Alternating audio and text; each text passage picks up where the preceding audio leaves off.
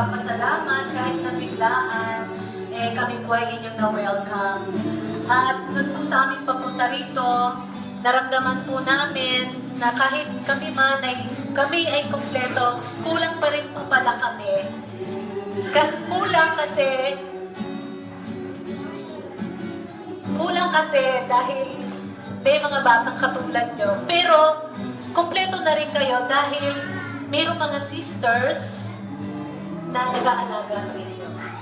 So, yun yung isang malaking blessing sa atin ni God na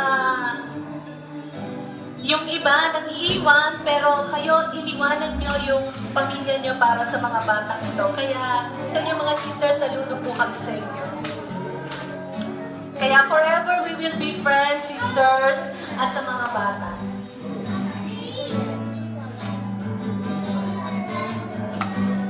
When the times are rough and tough, I'll be there for you. You'll never be alone because I'll stay by your side. Forever we will be friends.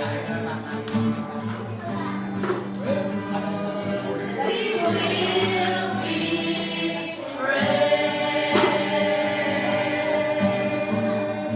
Yay! Palakpakan naman natin si God. Ayan, thank you so much po.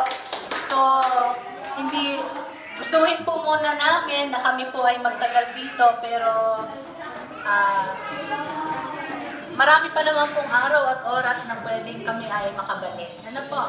Nakasama ni Father sa isang taon. Sa isang taon agad.